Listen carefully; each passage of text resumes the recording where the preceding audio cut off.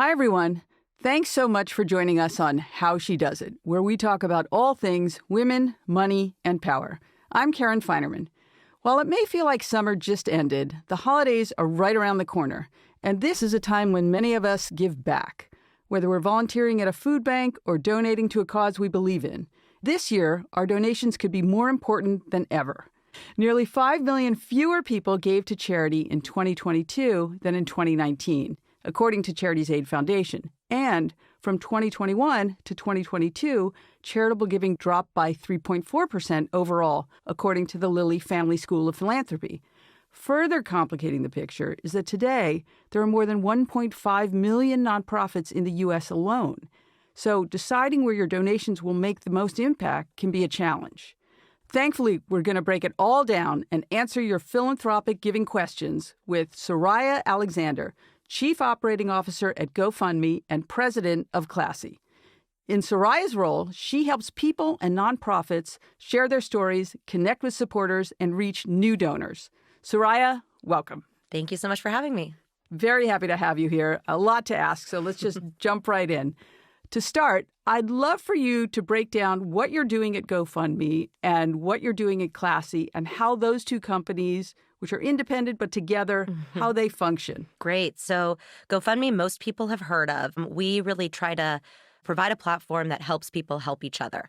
So we allow people to set up campaigns for themselves, for others, in moments of acute need and in moments of opportunity. And really the core of GoFundMe is around community building.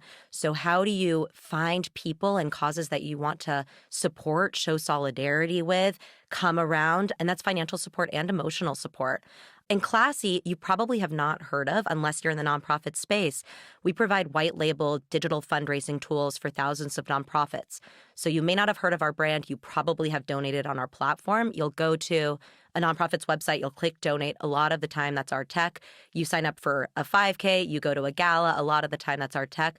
And we support collectively billions of dollars of giving across all of these different causes and different scales of giving. And so our real focus as now a combined company is figuring out how do you unlock generosity at ever greater scales. Mm-hmm. So just to be clear, the Classy part is all 501c3 Correct. nonprofits. Correct.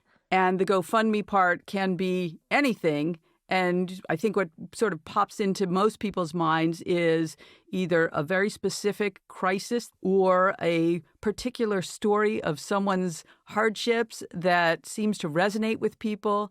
It's sort of across the board. That's right. It's moments of crisis and moments of opportunity is a lot of what we see. So they can be individual crises. You know, somebody needs help with medical bills or paying for college or one of these individual things that happen in all of our lives millions of times around us, or these moments of mass kind of disaster relief. And how do you show up for these communities quickly in those moments? And then also we see really amazing moments of seeing potential in the world. So fundraising for a community garden, fundraising to help small, let's say, food truck find brick and mortar retail and help them make that down payment.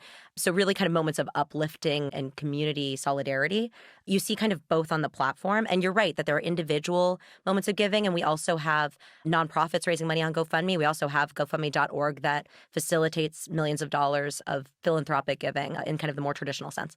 So I know sometimes people want to give and they don't know how to give and they don't know how to vet whom to give to, which organizations to give to. So does GoFundMe have sort of a good housekeeping seal of approval? Yeah, it's a really interesting question for two parts. So the first part is absolutely, why do people come to GoFundMe? Why do people find the nonprofits that they support?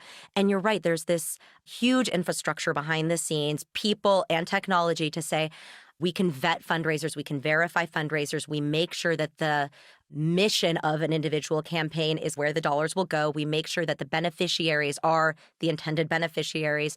1 in 3 fundraisers actually started on behalf of somebody else. So you will see, a family member or a colleague or a neighbor in need, and you say, I think I can do something. I think I can rally support around them. How do I set those campaigns up? And how do I drive that support? And yes, we have trust and safety and risk teams behind the scenes, making sure all of those funds are verified and going in the right direction. But actually, the bigger question that you're asking, I think when you started the conversation, you talked about these declining giving trends. There's something really profound there, which is when you look around and you see these moments, we'll stick with crisis for a moment. People, by and large, feel very powerless. They feel anguish for these communities. They feel heartbroken for what these individuals are losing their families, losing their livelihoods, losing their homes.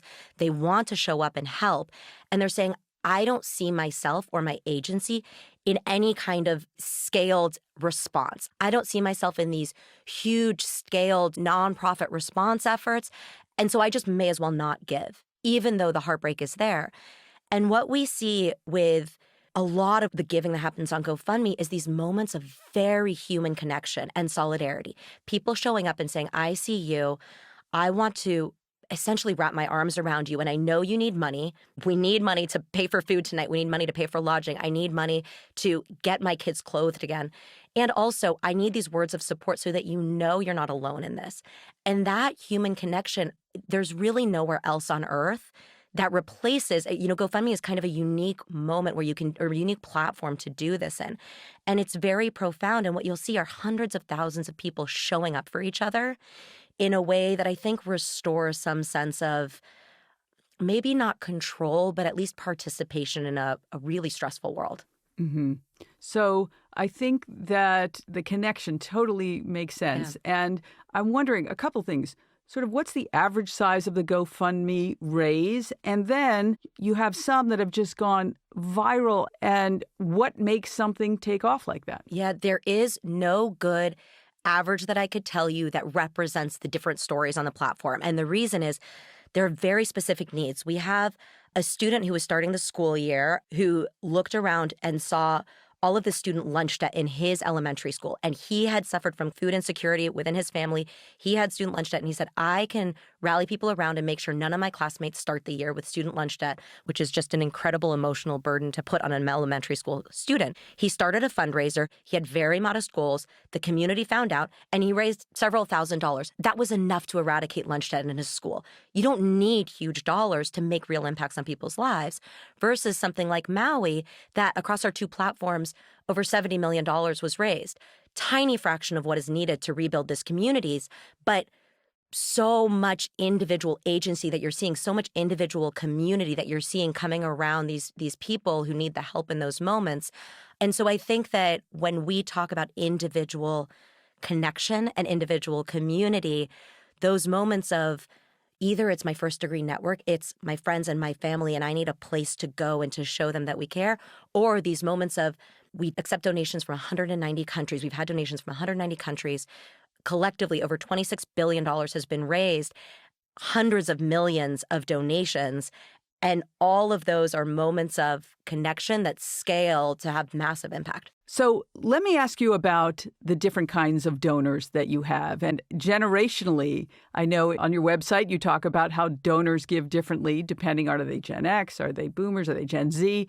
How do those differ? Yeah. So what we have found is that older donors generally have established causes. They have found the organizations that they feel a connection to. They are very consistent. Younger donors are really figuring out what is their philanthropic role in the world. How do they show up and represent the things that they care about through their giving? They're much more impacted by things like disaster relief or big social movements. So some of the big policy changes or some of the big social moments that have captured our attention really change the way that younger donors are giving.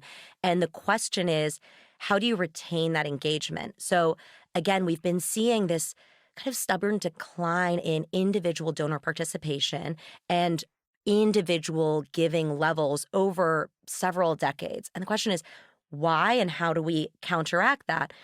And I have a working hypothesis. We've been spending a lot of time trying to understand it, but I think what's happening is you don't have these individual community centers where people are encouraged to give and you're giving around a community that you know. Literally community centers? I'm talking about things like churches and religious participation. I'm talking about, there's been conversations of the decline of things like bowling leagues. All of those were how you would discover places to get involved. And that getting involved was volunteerism. It was actual philanthropy. And so now you're left with these kind of one-way conversations where you say, I guess I'll give $100 here. I guess I'll give $200 there. Does it have an impact? I'm not totally sure. Does my dollars matter in the scheme of the scale of what we're trying to address? I'm not really sure. And so a lot of what we're working with our nonprofits to do is say, how do we build those connections and show the impact that you can actually have? How do we help people find their communities of, oh, I am also a person who cares about this cause and that cause, and I can find people like me and I can see the impact I'm having. And I think when you look at the GoFundMe platform, I know that my $100 will have an impact on your ability to buy textbooks, your ability to pay for your cancer treatment, your ability to pay rent so your kids can have a roof over their heads the next month. They're very human scale problems. And so then your impact is very tangible and real. And what we're trying to do is say, yes, how do we celebrate and elevate that? And also take some of those learnings for the organizations working at scale on some of these very difficult problems and show how these stories of solidarity, support, impact actually do translate and play a role in curing cancer at large, trying to address homelessness in massive metropolitan areas, things like this that need big dollars, but those big dollars can come from individuals, and helping people see themselves in that is a lot of what we talk about. So when you think about the goal of GoFundMe and Classy, what is your mission statement? Help people help each other. It's not about us having a particular agenda other than trying to unlock generosity and connect people to causes that they care about and see their own agency and impact in those causes. I think so often people disengage not because they don't care. They disengage not because they are not generous. They disengage because they don't see their role in the solutions. And we are trying to show what an impact people can have showing up for each other. So I've always been interested in this sort of psychology of giving. And would you say that a person who visits your site is inclined to give X number of dollars per year, regardless of how they choose to spread it? Or is it more, oh, this speaks to me, this cause, and I'm going to go above and beyond and give maybe more? And one of the things interesting in your site where you talk about the Gen Z giver will maybe pare back something in their life to be able to afford to give. And maybe the older generation, maybe they're wealthier and it's not as dependent on their day-to-day budget, will continue to give no matter what. What we have found, which is really interesting, is contrary, I think, to the assumption that trust begets action, it's actually the action that begets trust. And so what we will see is visitors to the platform, regardless of the Classy platform or the GoFundMe, we will see visitors coming and looking and engaging with a campaign, engaging with a cause. And by engagement, I mean consuming the content, just looking at what's going on, who is giving, what is the purpose of this fundraiser. And they will watch and they will watch and they will watch. And at some point, something compels them to give. Once they have given, you see them much more likely to give again across causes, across organizations, across campaigns. It's that action that then helps them see, oh, that felt good. That felt like suddenly I am participating and I will do it again. And so it's not that you come as a giver or not, but once you become a giver, you're much more likely to stay engaged. And so our task is, how do we continue giving reinforcement and those positive signals that, yes, you did have impact, stay engaged, yes, you're on the right track, yes, you're doing something really meaningful, and validate that activity because it's already happening, and we want to keep kind of honing in on that initial action to drive ongoing giving. We also see that, I think contrary to some belief around, let's say, a fixed wallet share, you bought a pair of shoes, you're good on sneakers for a while until you run them through. That's not the case with giving. You can give, but there's actually very little restricting you from giving again if you have those positive signals. You haven't said like, oh, okay, well, I've cured hunger now, okay, so I'm good.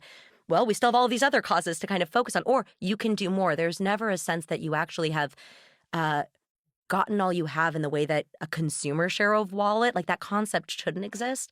And yet that's still the way many in the philanthropic sector might engage with something. It feels like there's a fixed cap. We don't see it on the platform at all. Interesting. That's sort of a bit surprising that the more you give, the more your capacity or your desire to give grows, regardless of your capacity. And even if that crowds out other things. That's really interesting. Okay, I want to ask, how did you get into this business of giving? I've seen your resume. You had a brief stint early on in philanthropy, but then a number of corporate jobs. Tell me your path. I was in college and I knew that I wanted to try to help save the world like most young people do. And I couldn't figure out why adults made it seem so difficult. And so I went to DC, worked in social enterprise, and was completely disillusioned. I felt like I was not having any impact. I got to say that I was working on interesting things, and truly my day to day was very boring and it felt very ineffective. Now I know that's just a lot of entry level jobs, and you kind of pay your dues and you learn, and your job is to absorb an apprentice. I thought I was much too big for that in my early days. So I got hired by a client. I went out and started working with PBS on some of their shows, and I kind of got sucked into media almost accidentally.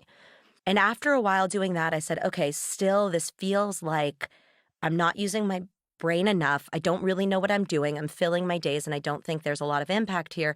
So I may as well go back to school. And I fell into business school. I had no aspirations to go to business school. And now it all makes sense in hindsight. But of course, as you're going through the journey, it doesn't make any sense, and you're Right. just being opportunistic. You went to Harvard Business School, which is kind of a good one. So you're there, and did you find other like-minded people, or were most people there because they wanted to do a corporate thing or they wanted to do something not where you were? People were there for a range of reasons, though it does definitely funnel you to a few career paths. And I'm a little bit contrarian, and so I ran away from those as fast as I could. What it did make me really appreciate was really smart people and how they approach things, how they approach problems, how they think about life, how they engage. It was an incredible experience. I am eternally grateful for that. It actually reinforced my need and desire to find something that would really challenge me in that same way. But if I could find it for causes that I believed in and platforms that advanced good in the world, that was my mission. And so I kind of stuck with media for a little bit of time, but media kept dragging me more corporate. And suddenly I'm in consumer strategy, and I'm in customer psychology, and I'm in loyalty. And you keep going down that path, and suddenly I'm in retail, but doing similar things, understanding digital experiences, and how do you engage people to act? How do you really tap into these early signals of interest, of desire to spend, of desire to keep coming back, desire to engage with a brand and understand it from a mass analytical lens, from a digital lens, from a psychological lens. And I found it enormously fascinating. It was so much fun. I worked for Dick's Sporting Goods. It was a retailer that is trying to build sport in people, and we really believed it. These were true believers who thought athletics made lives better, built communities. We were really invested in youth sports, and they were very hard problems to solve. When you basically have the entire U.S. population in your database, how do you drive growth? You drive it by deeply understanding the different cohorts of consumers. I ran our loyalty programs there. I ran digital experiences there, and it was a wonderful place to be. And once I had kids and I wanted to go back home, closer to parental support, I found this company that was basically e-commerce, but for the nonprofit sector. And it couldn't have been more of a dream job. It was everything around how do you engage via digital experiences and via consumer psychology, people to spend more for causes that were trying to advance good in the world. I couldn't think of a more amazing place to find. So that was classy, or that was something else? That was classy. Oh, okay. And so you got there. You were not the president when you got there. I came in, this is kind of the way that startups work. I came in to build product marketing and partnerships. I had to Google what product marketing was, and they still offered me the job. And within a few months, I took over marketing. And then we saw that we had all of this potential to really engage with our nonprofits in a completely different way. They were starting with tiptoes into particular campaigns, but we saw the power of what great tech could do. These are often very resource constrained institutions, huge ambitions, small staffs. Technology can really be the bridge between that ambition and the resources they have. How do you actually scale donor engagement? How do you tell stories in really personal ways? How do you drive higher donation amounts, higher retention for these sustaining donors? Technology can help in really profound ways for that across thousands of organizations. So I built a customer growth team that worked with nonprofits to realize the potential of what they could do with great tech. And from there, we went through several rounds of transformation and innovation. And I'm not necessarily the best person to take a concept and make it live, but I can take something that's there and transform it. That is my sweet spot. And so there was a lot of kind of turnaround work that had to happen to deeply understand what it looked like to fulfill the promise to our customers. And so I stuck with the organization and kept kind of taking on more roles, ultimately became COO of Classy. And then we started talking to GoFundMe. And GoFundMe, funnily enough, was a company that had formed within a few months of Classy, within blocks of each other in the unlikely tech hub of San Diego. And they were onto something completely different. Same idea, but from a very different lens. How is it completely different? It seems like this DNA of it is the same. That's actually probably a good point. I think about approaching philanthropy from very different lenses. Classy is really trying to empower the nonprofit sector, 501c3s, to even greater heights, to really engage people. I think GoFundMe is saying you can effect huge change for moments of person-to-person connection. And so the scale is a little bit different, but you're right that it's ultimately just about helping people help each other, finding these moments of connection. But you're right, the DNA was probably similar. We'd been on very different paths. And as we started talking about what could we do together, we saw there was a lot of potential. We ended up merging the companies. I took over this kind of joint role. I took over running Classy while stepping into the COO role on the GoFundMe side. And we operate as very independent businesses to a large degree now because of the consumer focus versus the nonprofit focus. But what we are trying to build is to say, when you come to GoFundMe and you help somebody in need in this immediate moment, your neighbor, again, God forbid, has cancer and they need funds to help pay for their cancer treatment. What happens then? What happens afterwards? Well, I'll tell you, Leukemia and Lymphoma Society is a client. So the second you sign up for a GoFundMe, to help pay for these cancer treatments, or you set it up for your neighbor, we can reach out and say, hey, I know the organization who can get you into the right clinical trials, can get you support groups, can get you resources, can help you through this process beyond financial support. Are you interested? And then once you're hopefully in remission, did you know this organization, once you've donated to this cause, do you know there's a cause working to cure cancer so nobody ever experiences this again? Do you want to be introduced to this organization? Because there's no concept of, let's say, donor stewardship on the GoFundMe side. Right. These are people's family and their friends and their colleagues. And once you have donated and once you've shown these kind of words of support and rallied around this person, you go back to just being their community. But now you've been touched by these causes. How are you then parlaying that into support and affinity for organizations working at scale on these issues? We think there's a really beautiful thing to be built here, and that's what we're working on. So what happens in the scenario where you have a cause that kind of goes viral? It's not an organization that has a big infrastructure. And there you have this pot of money and someone who probably has no idea what to do with that. Do you help them figure that out? And it may be way more money than their cause needed. And what might they do with that extra money?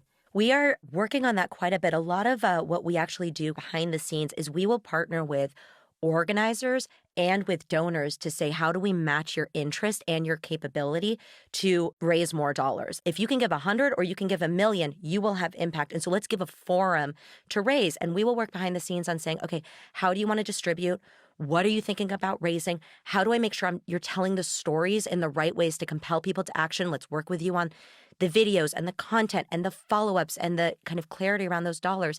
Let's make sure we are verifying the beneficiaries of these fundraisers via our trust and safety infrastructure to get the funds out to validated, vetted beneficiaries and fast, right? We can move very, very fast, a lot faster than some of the bigger entities. And we can kind of help facilitate all of that behind the scenes. And I think we can do that across a range of causes. And now I'll tell you, for example, the Maui relief efforts. We were working with the communities, setting up GoFundMe organizations, and then we had a verified hub that also featured Classy nonprofits to say, you pick how you want to engage. We will have a fund that can disperse across all of these different things. We will help you find campaigns that have not raised very much. We will help connect you to organizations. We don't care how you give. We just want to give you all of the tools to figure that out with the most kind of personal and authentic connection to you. And that's what we care about, is the giving, not to whom. Uh-huh. So also GoFundMe will back small businesses. What are some of your success stories of small businesses who were kind of stuck, came to GoFundMe, and it really helped get them out of the rut or onto the next level for them? We have one person, Dion Dawson, who lives in Chicago, who saw the food desert issue and said, I think the way we're solving this problem is all wrong. And he started fundraising on GoFundMe to say, I think I can, with dignity, buy my community fresh food, great produce. I'm just going to put it in a fridge and you can come get it. And you don't have to wait in lines. You don't have to take 5-year-old canned peas that are sitting on a shelf. You're going to have dignity and anonymity, and it's just going to be there available in the communities in which you live. And I'm just going to stock the fridge, and I'm going to start with that. And he has built this idea with the platform of GoFundMe. He now has boxes in grocery stores where you can come, almost like the kind of Amazon pickup lockers. He's got the same thing for families, assigned food boxes of fresh food. He has an fully employed staff, no volunteers. He wanted to employ people from the community, and he keeps scaling in these incredible ways, and he's become a force in the city of Chicago. And now he's actually a classy client. He's graduated from this small individual social entrepreneur to running a well-run, scaling 501c3 that is having an impact on thousands of people's lives in Chicago.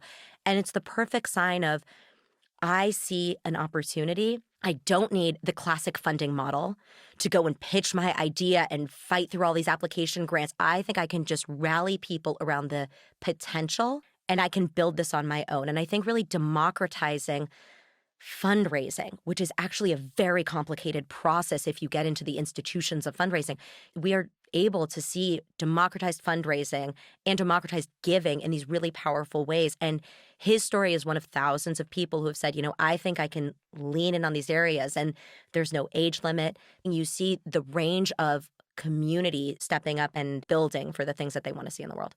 That's a great story. And I got to think that so many times you see these stories that are so uplifting, and what an amazing place to work. Is there ever, though, a time where you're like, oh, my God, I got to deal with this again? Like, what's the hard part of your business? I see the fulfillment for sure. The hardest part is how quickly we move on from issues, crisis after crisis after crisis, and the need overwhelms the response all of the time. And so that's the hardest thing, is when you actually see these moments of real declaration of, I need help and I don't have anywhere else to go. And the response is amazing, and it's affirming, and it's never enough. And that's actually the hardest part. I understand that. Right. There's always a lot more to do. It's a fascinating job. It's a fascinating field. I really appreciate what you do. And I always think, thank God there are people who are on the ground doing something. And also, we've got to be thankful for people who organize and help other people to do something, right? So leverage, I always think about leverage. And you are in the leverage business of helping people help. So what's next on the horizon for you for GoFundMe and Classy? GoFundMe and Classy continue to try to scale our individual efforts to help people and help organizations raise more for the causes they care about. What I'm really focused on is, how do we bring the platforms together to unlock more generosity across sides and connect people to causes that they don't even know they could support and they don't even know they could have impact for. So a lot of our focus is on building more of that community across both. So stay tuned, because we're deep in that work right now. Soraya, thank you so much. This has been a really fascinating, enlightening conversation. I really thank you for being here today. Thank you so much for having me. It's been a lot of fun. All right, we have to take a quick break, and we're going to come back with the lightning round. Okay, here we go. So you may know this best as Would You Rather. And the only challenge is you can't think about the answer. You just have to go whatever comes to your mind at the moment. Okay, you ready? Think so. Okay. Would you rather receive an experience or a gift? Experience. Receive a catered lunch every day at work, but never get to choose what you order, or pack your own lunch every day? Pack my own lunch. Why is that? I'm very particular. Okay. Commute 2 hours to your dream job, or live 2 minutes from a mediocre job? Commute. Dogs or cats? Cats. Really? I know. It's not a wrong answer. It is. Society says it's wrong. Taylor Swift was with me. Thanksgiving or Christmas? Christmas. Giving a lot to one charity or giving a little to a lot of charities? Oh, good question. Both. Both. Okay, we'll go with it. You could do it. Gala or a 5K? 5K. You a runner? No, but I am active. Okay. And then 5K, you can get it done. Yeah. If you, okay. Go viral once or have a small, loyal fan base? Small, loyal. Because you can build on it. Yeah. Small, loyal means you can actually tell the story, and everything has nuance. And I think nuance is interesting. Good answer. Okay. Fiction or nonfiction? Nonfiction. What are you reading now? Fiction. That's okay. That's okay. I just finished Circe. I'm obsessed with that book. If you haven't read Circe, I find it's a beautiful book. No, I haven't. Okay. One to add. All right. Last one. What's the best investment you ever made and the worst investment you ever made? And it's a very broad definition of investment. Could be anything. Could be a class you took. Could be anything at all. Fertility treatments was the best. I hear you. I'm with you. It's just incredibly painful. Such a beautiful, harrowing result. The worst investment I ever made was the 1 minute to sign up for Instagram. It is such a time suck. I never post and I waste hours and it's depressing and a horrible use of time. I get that. I never post, but apparently there are hackers and I ask a lot of people for Bitcoin. This is true. I'll make sure to say no when you come for me. Yes, please do. Please do. And say, hey, shut that down. Thank you so much for joining me today on How She Does It. Thank you so much to Soraya Alexander for her valuable insight on the charity landscape in 2023. When you have a moment, please follow us on Apple Podcasts and subscribe to updates from the Her Money community at hermoney.com/subscribe. Our producers are Catherine Tuggle and Haley Pascalides, with help from everyone at Her Money. This podcast is mixed and mastered out of CDM Sound Studios. Our music is from Video Helper, and our show comes to you through Megaphone. Have a great week, and I look forward to seeing you here with us again. Onward,